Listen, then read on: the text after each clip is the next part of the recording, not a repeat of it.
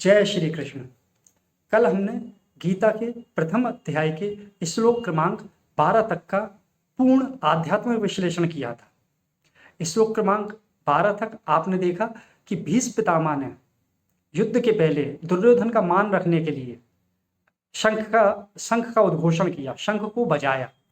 माना कि उन्होंने शंख इसलिए नहीं बजाया था कि युद्ध की घोषणा के लिए, उनका शंख बजाने का उद्देश्य दुर्योधन के मन को हर्षित करना था। पर आप जानते हैं कि भीष्म पितामह उस पूरे कौरवों की सेना के सेनापति थे। तो जैसे ही उन्होंने शंख बजाया तो शंख बजने का मतलब और कौरवों ने और पांडवों ने यही जाना कि युद्ध की घोषणा हो गई, और सारे कौरवों और पांडवों ने भी युद्ध की घोषणा के लिए शंख बजाना प्रारंभ कर दिया। तत शंखाश्च भैरस्य पड़वान के गौमुखा सह सेव्या हन्यता सा शब्द स्तु मूलो भवता। और हर तरफ घोर उद्घोषणा होने लगी, शब्दों का उच्चारण होने लगा। मृदंग, ताल, सब तरह के जितने भी साधन होते हैं, वाद्य यंत्र होते हैं, वो सब बजाने लगे। लोग युद्ध के उत्साह में उमंगित हो गए। कौरव और पांडवों दोनों की तरफ से शंखों का उद्घोषण होने लगा। अब श्लोक क्रमांक हम 14 की तरफ बढ़ रहे हैं। जो श्लोक क्रमांक 14वां है उसके अंदर भगवत गीता में अर्जुन के रथ की महिमा कही गई है कि अर्जुन का रथ कितना दिव्य था। अर्जुन के घोड़ों की दिव्यता का वर्णन किया गया है। अर्जुन के रथ की, जो घोड़ों के पीछे जो रथ जुता हुआ था, उसकी दिव्यता का वर्णन किया गया है। और साक्षात उस रथ में परमात्मा श्री कृष्ण और अर्जुन भी विराजमान थे, इसलिए उस रथ की महिमा का वर्णन तो कहने से भी नहीं बनता था। श्लोक क्रमांक 14 है, तत्श्वेते हरिते युक्ते महति सिंधनो स्थिता माधव पांडवश्चेव दिव्यो शंको प्रदुम्ता। अब क्या हुआ है, जैसे ही भीष्म पितामह ने शंख बजाया है, वैसे ही सफेद घोड़ों वाले उस महान रथ में बैठे हुए अर्जुन ने और माधव श्री कृष्ण ने भी अपने शंखों को बजाना प्रारंभ कर दिया। अब इस श्लोक की महिमा का मैं वर्णन करता हूं कि ये श्लोक कितना रहस्य को छुपाया हुआ है। देखिए, जो अर्जुन का रथ था उसमें 4 घोड़े जुते हुए थे। जो अर्जुन का रथ था उसके अंदर 4 अश्व थे, 4 घोड़े।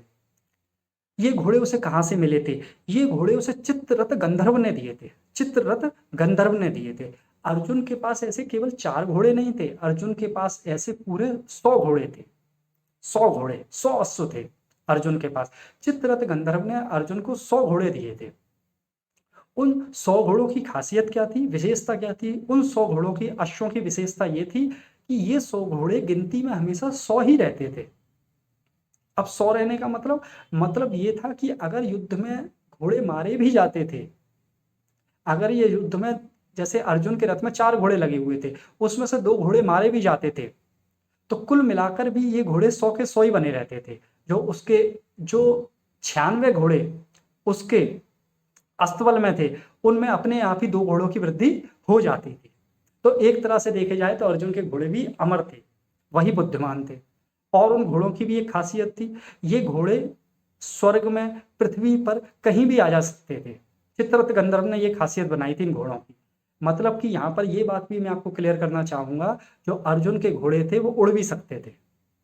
केवल वो धरती पे ही नहीं चलते थे, वो उड़ भी सकते थे। ये पृथ्वी, स्वर्ग आदि सभी स्थानों पर जा सकते थे।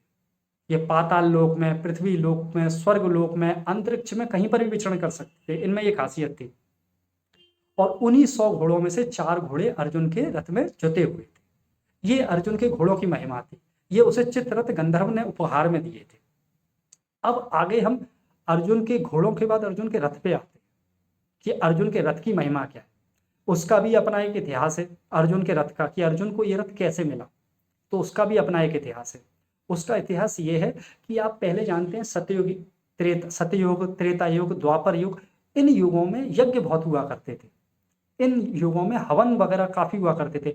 हवन होना, जैसे आजकल के समय में हवन होना, यज्ञ होना, ये सब साल में, 2 साल में एक आध बार ही घरों में होता है किसी विशेष उपलक्ष्य में।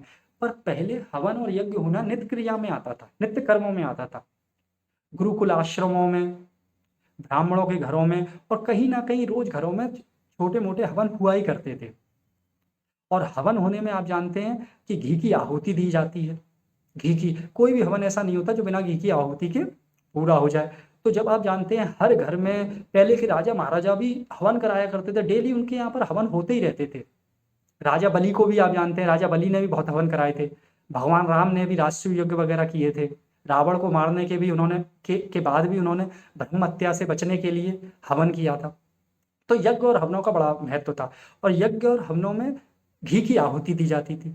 घी की तो इतने ज्यादा हवन और यज्ञ हो रहे थे उस वक्त कि घी की आहुति लेते लेते, मतलब घी को एक तरह से पचाते पचाते, खाते खाते, जो अग्नि थी, जो अग्निदेव थे, अग्नि को अजीर्ण हो गई थी, मतलब घी पचना बंद हो गया था। देखिए, अब मैं आपको यहाँ पर कुछ चीजें क्लियर करूंगा। आप कहोगे कि घी का खाना, अग्नि का खाना समझ में नहीं आया। कहने का मतलब यह, अग्नि किसी भी चीज को जब पचाती है या डाइजेस्ट करती है, खाती है, तो वो उसको जलाकर खाती है। जैसे अग्नि में आप कुछ भी डाल दें वो भस्म हो जाता है, वो जल जाता है। तो अग्नि का स्वभाव है किसी भी चीज को जलाकर अपने अंदर समाहित करने का। परंतु घी इतना ज्यादा हवन कुंडों में और यज्ञ सामग्री में यूज हो रहा था कि धीरे धीरे अग्नि घी को पचाते पचाते, खाते खाते अजीर्ण हो गई थी, वो घी को पचा नहीं पा रही थी। तो इस अजीर्णता से बचने के लिए, इस अजीर्णता का उपाय क्या था? उसके लिए उसे कुछ कुछ औषधि का सेवन करना था। मतलब अग्निदेव को कुछ औषधियां जला के खानी थी। वो औषधियां उस वक्त धरती पर खांडव वन में लगी हुई थी। एक जंगल था खांडव वन, उस खांडव वन में वो औषधियां लगी हुई थी। अब ये खांडव वन क्या था? ये खांडव वन वही है जहां पर पांडवों ने अपनी राजधानी इंद्रप्रस्थ को बसाया। पांडवों ने अपनी राजधानी इंद्रप्रस्थ को बसाया था। इसी इंद्रप्रस्थ को पांडव जुए में दुर्योधन से हार गए थे। जो इंद्रप्रस्थ था वही पांडवों का अपना राज्य था, अपनी संपत्ति थी, जो उन्होंने खांडव वन पर बसाई थी। अब हम वापस अपने इतिहास पर लौटते हैं कि जब अग्निदेव को अजीर्ण हो गया और उन्हें औषधियां खानी थी जो कि खांडव वन में लगी हुई थी। अब औषधियों को खाने के लिए उन्हें जलाना आवश्यक था, खांडव वन में आग लगाना आवश्यक थी, ताकि उन औषधियों को जलाकर अग्नि अपना अजीर्णता को दूर कर सके। पर वो जो खांडव वन था वो देवताओं द्वारा सुरक्षित था। वो खांडव वन था, वो देवताओं के द्वारा सुरक्षित था, देवी देवता उसकी रक्षा किया करते थे। पहले आपको मालूम है, आज भी युगों में कई जो पुण्य जगहें होती हैं, जो औषधियां होती हैं, वो देवता उनकी रक्षा करते हैं। इस बात का वर्णन लंका कांड में भी आया हुआ है, जब हनुमान जी लक्ष्मण जी के लिए संजीवनी बूटी लेने गए हैं। तो जब संजीवनी बूटी जब पर्वत पर लेने गए हैं, तो उस पर्वत पर भी जो औषधियां थी उनकी रक्षा देवी देवता गंधर्व किया करते थे। अगर वो औषधि देने से पहले ये भली भांति निष्कर्ष निकाल लिया करते थे कि सामने वाला क्या उसका पात्र है भी या नहीं है, कहीं वो इन औषधियों का यूज अपने व्यापार में या फिर ऐसा तो नहीं कि मानव जाति के विनाश में करे या फिर अपने निजी स्वार्थ में करे। तो पहले के समय में कई जो दिव्य औषधियां होती थी वो देवता, गंधर्व और किन्नरों की हिफाजत में हुआ करती थी, वो उसकी सुरक्षा किया करते थे। तो इसी तरह से जो खांडव वन की औषधियां थी उसकी रक्षा भी देवी देवता किया करते थे। तो अग्निदेव जब भी उसे जलाकर उन औषधियों को जलाने की कोशिश किया करते थे, उन्हें डाइजेस्ट पचाने की कोशिश किया करते थे, तब देवी देवता इंद्र वहां पर बारिश किया करवा दिया करते थे। मतलब अग्निदेव को इजाजत नहीं दिया करते थे कि वो उनको जला सके। परंतु जब परमात्मा श्री कृष्ण अर्जुन को लेकर खांडव वन पे गए हैं और उन्होंने कहा है कि हे अर्जुन, इस खांडव वन को आग लगा दो ताकि आप इस पे अपनी राजधानी इंद्रप्रस्थ बना सकें, तब अर्जुन ने अपनी अग्नि बाण से उस खांडव वन में आग लगाई। और परमात्मा श्री कृष्ण के होने के कारण फिर इंद्र वगैरह ने उसमें व्यवधान भी नहीं डाला। तो जब इतनी तेज अग्नि प्रज्वलित हुई है और उसमें औषधि जली है, तो उन औषधियों को खाकर अग्निदेव की अजीर्णता दूर हुई है, मतलब अग्निदेव की जो बीमारी थी वो ठीक हो गई। इस पर अग्निदेव ने खुश होकर, अग्निदेव ने प्रसन्न होकर अर्जुन को एक दिव्य रथ प्रदान किया। अर्जुन को दिव्य रथ प्रदान किया। उसी दिव्य रथ पर अर्जुन और परमात्मा श्री कृष्ण बैठे हुए थे महाभारत के युद्ध में। उस रथ की विशेषता क्या थी कि उस रथ का जो आकार था, या फिर हम ये कह सकते हैं उस रथ में जो अस्त्र शस्त्र आ सकते थे वो 9 बैलगाड़ियों के बराबर आ सकते थे। आप एक बैलगाड़ी तो जानते ही हो कितनी बड़ी होती है, ऐसे ही जितनी 9 बैलगाड़ियों में अस्त्र शस्त्र आ सकते हैं, सामान आ सकते हैं, उतना अर्जुन के एक रथ में आ जाता था। मतलब जो अर्जुन के रथ की सामर्थ्य थी, सामान को वहन करने की शक्ति थी, वो 9 बैलगाड़ियों के समान थी। आप जानते हैं उस वक्त पूरे दिन भर युद्ध हुआ करते थे, अर्जुन को पूरे दिन भर युद्ध करना होता था। तो अर्जुन का जो रथ था वो इस तरह का था कि उसमें इतने अस्त्र शस्त्र आ जाते थे कि उसके 9 बैलगाड़ियों के बराबर अस्त्र शस्त्र आ जाते थे, जिससे कि युद्ध में अर्जुन को कोई भी कमी महसूस नहीं होती थी। ये उसकी रथ की महिमा है। घोड़ों की महिमा, घोड़े उसके अमर थे, उनका नंबर कभी कम नहीं होता था। रथ की महिमा बता दी मैंने, रथ भी उसका दिव्य था। इस तरह घोड़ा और रथ, जो उसके घोड़े और रथ थे, वो अक्षौणी अस्त्र शस्त्रों से भरे हुए थे, उनके अंदर अस्त्र शस्त्र अनेक थे। और वो रथ स्वर्ग पर, पृथ्वी पर कहीं भी विचरण करने में पूर्णतः सक्षम था। अब अर्जुन के रथ की हम ध्वज पताका का वर्णन करते हैं। अर्जुन के रथ की ध्वज पताका, ध्वज पताका मतलब जो अर्जुन के रथ पे झंडा था, उस रथ का झंडा को भगवत गीता में वर्णन किया गया है कि उस रथ का जो झंडा था, जो ध्वजा थी, उसकी जो लंबाई थी वो पूरी 4 कोस के बराबर थी, मतलब 1 योजन के बराबर। 4 कोस के बराबर अर्जुन के रथ की पताका थी, मतलब वो दूर से ही दिखाई दे जाती थी। अर्जुन जहां भी होता था उसे बहुत दूर से देखा जाता था।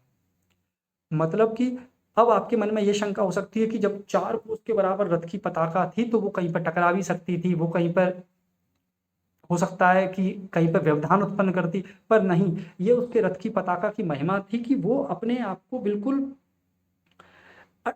बिल्कुल एडजस्ट कर लिया करती थी। वो अपने आप को इस तरह से एडजस्ट किया करती थी कि उसमें ना तो बिल्कुल बोझ हुआ करता था, ना कहीं वो रुकती थी, ना ही कहीं पर अटकती थी।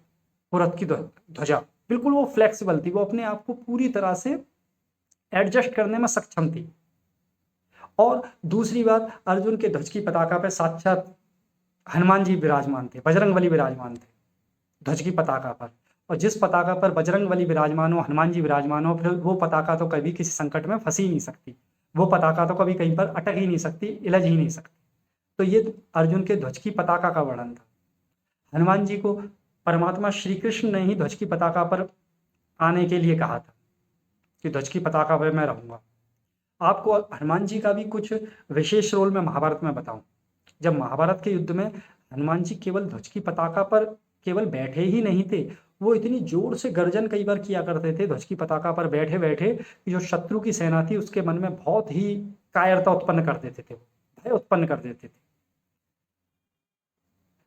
ये ध्वज की पताका पर बैठकर केवल विराजमान ही नहीं थे, वो वहां से पूरे के पूरे युद्ध का निरीक्षण भी किया करते थे। और जहां पर आवश्यकता पड़ती थी अर्जुन की और पांडवों की, अप्रत्यक्ष रूप से कौरवों के अस्त्र शस्त्रों से रक्षा भी किया करते थे। महाभारत में कई जगह ऐसा वर्णन आया है कि कई इतने घातक अस्त्र शस्त्र चलाए गए हैं अर्जुन के ऊपर, जिनसे अर्जुन का बचना बहुत ही मुश्किल था। पर हनुमान जी पताका की में उपस्थित होकर उन सारे अस्त्र शस्त्रों को निगल जाते थे, अस्त्र शस्त्रों को, और शत्रु को निस्तेज निस्तेज किया करते थे।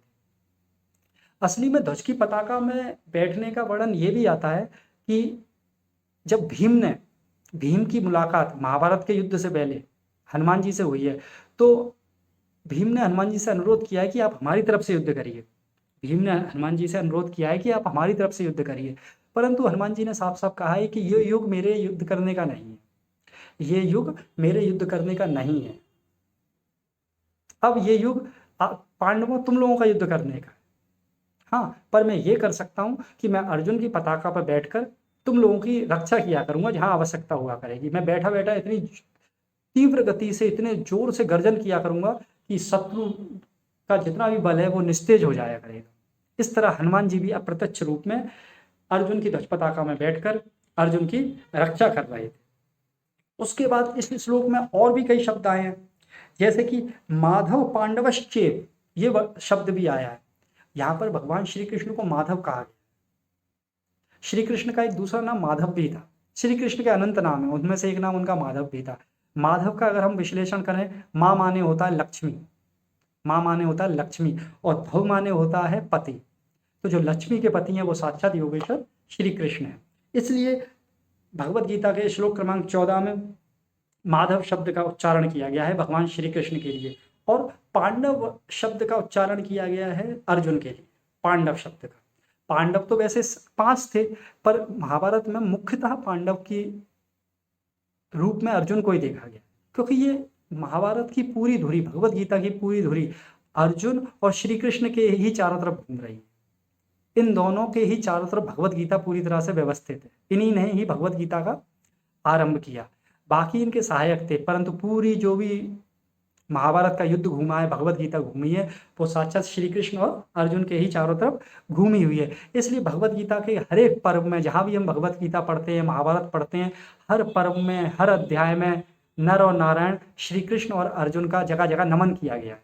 जगह जगह श्लोक आया है, नारायणम नमस्कृत्या नरम चैव नरोत्तमा, मतलब नारायण साक्षात श्री कृष्ण और नर माने अर्जुन, इनकी जगह जगह आराधना की गई है, इनकी महिमा वर्णन की गई है। यहाँ तक कि जब 18वें अध्याय में हमारी भगवत गीता समाप्त होगी, जब जब 18वें अध्याय में जब हमारी भगवत गीता समाप्त होगी, तो उस भगवत गीता के समापन में भी स्वयं संजय ने अभी धृतराष्ट्र से कहा है कि हे महाराज, जहाँ योगेश्वर भगवान श्री कृष्ण हैं और गांडीव धनुषधारी अर्जुन रहेंगे, वहां पर श्री, विजय, भूति, अटल नीति वहां जरूर रहे।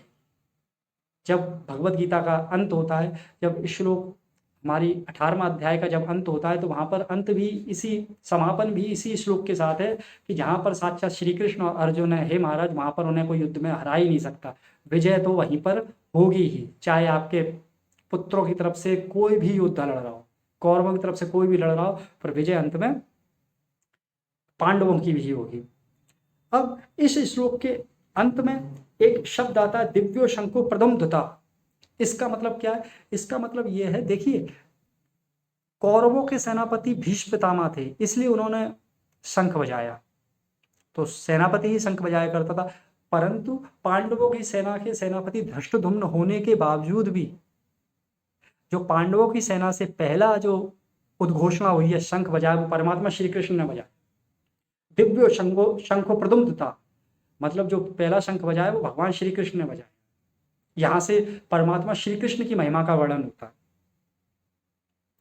भगवान श्री कृष्ण असली में उस युद्ध में सारथी बने हुए थे, परंतु पांडव हमेशा उन्हें ही प्रथम माना करते थे, उनकी आज्ञा से ही सब कुछ किया करते थे, उनका ही हमेशा अनुपालन किया करते थे। देखिए, जो भगवान होता है वो अच्युत होता है। अच्युत माने एक ऐसा व्यक्तित्व जो कभी अपने पद से हट नहीं सकता। भगवान श्री कृष्ण उस युद्ध में भले ही सारथी थे, पर उनका महत्व उनके पद के कारण नहीं होता था, उनका महत्व उनके स्वयं के कारण हुआ करता था। आजकल के युग में आप देखिए, जैसे ही कोई भी नेता या कोई भी व्यक्ति किसी पद पर बैठ जाता है, किसी कुर्सी पर बैठ जाता है, उसके बोलने का तरीका ही बदल जाता है, उसका व्यवहार बदल जाता है, क्योंकि वहां पर उसकी खुद की महिमा नहीं है, वो उस पद की महिमा है। और जिस दिन वो उस पद से हट जाता है, उस कुर्सी से हट जाता है, आप जानते हैं उसको कोई पूछता भी नहीं। आजकल के हमारे जो वर्तमान में स्थिति चल रही है, उसमें आप चारों तरफ यही देख सकते हैं, जब तक किसी की भी सत्ता रहती है, जब तक कोई कुर्सी पे बैठा रहता है, लोग तब तक ही उसे पूछते हैं, परंतु जैसे ही वो कुर्सी पे से हटता है, वो किसी नीचे पद पे जाता है, लोग उसे पूछना बंद कर देते हैं। क्योंकि वहां पर होता क्या है, उस व्यक्ति की महिमा नहीं होती, उस पद की महिमा होती है। जो उस पद पे बैठ जाता है उसकी महिमा होती है। परंतु भगवान श्री कृष्ण के मामले में इसका बिल्कुल विपरीत था। भगवान श्री कृष्ण के मामले में कहीं भी पद का वर्णन नहीं आया है, अपितु भगवान श्री कृष्ण जहां बैठ जाते थे वही पद महान हो जाता। जब वो नंद के यहाँ थे, जब वो ग्वाले थे, तब वहां पर भी लोग उनकी बात माना करते थे।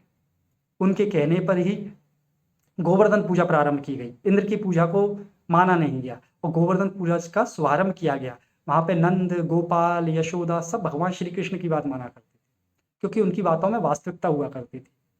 जब वो मथुरा आ गए और जब वो मथुरा में उन्होंने कंस को मारा, मथुरा में रहे, तो मथुरा के लोग उनकी बात माना करते थे, मथुरा के महाराजा राजा सब उनकी बात माना करते थे। जब उन्होंने मथुरा छोड़ दी, जब वो द्वारका के राजा बन गए, तो भी उनकी वो इसलिए महान नहीं थे कि वो द्वारका के राजा थे, द्वारका इसलिए महान थी क्योंकि भगवान श्री कृष्ण उसके राजा थे। आज भी हम द्वारका को इसलिए पूछते हैं क्योंकि भगवान श्री कृष्ण वहां के राजा थे। हुए तो कितने राजा कहाँ के हैं हम किसी को नहीं पूछते, पर हम लोग द्वारका को आज भी तीर्थ की तरह मानते हैं क्योंकि भगवान श्री कृष्ण उसके राजा थे। तो श्री कृष्ण जहाँ जाते थे वो उस जगह को ही पवित्र कर दिया करते थे, श्री कृष्ण जहाँ भी जाते थे। उसी तरह से महाभारत युद्ध में भले ही वो अर्जुन के सारथी बने थे, महाभारत युद्ध में भले ही वो अर्जुन के सारथी थे, वो एक सूत की तरह काम कर रहे थे, सारथी की तरह काम कर रहे थे, पर पूरे महाभारत में, पूरी भगवत गीता में कहीं भी उनके लिए सारथी वर्ड यूज नहीं किया गया, उन सारथी शब्द पर कहीं भी जोर नहीं दिया गया। हर जगह उनको एक मित्र की तरह, पिता की तरह, एक सच्चे मार्गदर्शक की तरह, एक गुरु की तरह ही देखा गया। उन्होंने सारथी पद पे भी अर्जुन का मार्गदर्शन ही किया, अर्जुन वहां भी उनकी कहा मानता था। इससे ये पता चलता है आप इस तरह का जीवन बिताइए, इस तरह के व्यक्ति बनिए जिसमें इसलिए नहीं कि आप किसी कुर्सी पर बैठे हैं इसलिए महान हो जाएं। आप इस तरह अपना जीवन बनाइए कि आप जिस कुर्सी पर बैठे वो कुर्सी महान हो जाए, जिस पद पर आप जाएं वो पद महान हो जाए, आप जिस स्थान पर रहें वो स्थान महान हो जाए, आप जहाँ पर भी पूजा करें वही जगह तीर्थ हो जाए, आप जिस मंदिर में जाए वो मंदिर तीर्थ हो जाए, आप जिस जगह पर भी जिस नदी से भी जल अर्पण करें वो नदी गंगा की तरह पवित्र हो जाए, आप जिस वृक्ष की पूजा करें वो वृक्ष पीपल की तरह हो जाए जनमानस में। तो कहने का मतलब यही है कि श्री कृष्ण की महिमा अनंत है। वो वहां पर सारथी पद पर रहने के बावजूद भी पूरी पांडव सेना का मार्गदर्शन कर रहे थे। इसलिए दिव्यो शंखो प्रदुम्ता, जो दिव्य शंख था, पांचजन्य शंख था भगवान श्री कृष्ण का, उन्होंने उसे बजाया। और किसी ने भी ये नहीं कहा कि ये कर्तव्य सेनापति का है, क्योंकि श्री कृष्ण ने जब बजा दिया तो सब उनका आज्ञा का पालन किया करते थे। भगवान जिस किसी अवस्था में हो, जिस किसी स्थान पर हो, जहां कहीं भी रहते हैं वहां वे मुख्य हो जाते हैं। इसलिए भगवान ने पांडव सेना में सबसे पहले शंख बजाया। देखिए, जो स्वयं छोटा व्यक्ति होता है, जब वो कुछ किसी ऊंचे स्थान पर बैठ जाता है तो अपने आप को बड़ा मानने लगता है, परंतु जो बड़ा व्यक्ति होता है वो किसी छोटे स्थान पर भी पहुंच जाए तो उसको भी वो महान बना दिया करता है। इसके कारण जैसे ही भगवान यहाँ पर सारथी हैं, भगवत गीता में भगवान यहाँ पर सारथी हैं, परंतु उसके कारण भी सारथी का पद भी भगवान श्री कृष्ण के लेने के कारण ऊंचा हो गया। तो यहाँ पर श्लोक संख्या 14 का मैंने विस्तृत वर्णन किया कि किस तरह से अर्जुन के रथ की महिमा मैंने बताई और भगवान श्री कृष्ण का सारथी पद पर रहते हुए भी भगवान श्री कृष्ण का महत्व भी बताया। हमें हमारा जीवन भी इसी तरह से व्यतीत करना चाहिए कि आप जहाँ पर भी हों उस जगह को पवित्र कर दें। आज जितने भी हमारे पवित्र तीर्थ हैं, आज हमारी जितनी भी पवित्र नदियां हैं, जितने भी पवित्र वृक्ष हैं, ये वही सब हैं जिनकी किन्हीं महान पुरुषों ने पूजा करी थी। जब इनकी महान पुरुषों ने पूजा करी तो वो स्थान भी पवित्र हो गए, वो जगह भी पवित्र हो गई। भगवान शिव ने, भगवान राम ने रामेश्वरम तीर्थ की स्थापना समुद्र के पास की थी और समुद्र के खारे जल से भगवान शिव का रुद्राभिषेक किया था, शिव जी की वहां पर स्थापना की थी। तो उस जगह के तो रामचंद्र जी की पूजा करने के कारण जो समुद्र तट का वो निर्जन स्थान था वो भी महान हो गया, क्योंकि भगवान राम खुद महान थे। उन्होंने उस निर्जन स्थान पर भगवान शिव का शिवलिंग बनाकर उसका रुद्राभिषेक करके उस स्थान की पूजा करी, तो वो स्थान भी पूज्य हो गया। इसी तरह महान व्यक्ति जिस स्थान पर रहते हैं, जिस स्थान पर भी जाते हैं, उस छोटे स्थान को भी बड़ा कर देते हैं। तो इस तरह हमने यहाँ तक श्लोक क्रमांक 14 तक का विस्तृत वर्णन किया। जय श्री कृष्ण। श्री कृष्ण आप सब पर अर्जुन की तरह हमेशा कृपा बनाए रखें। जय श्री कृष्ण।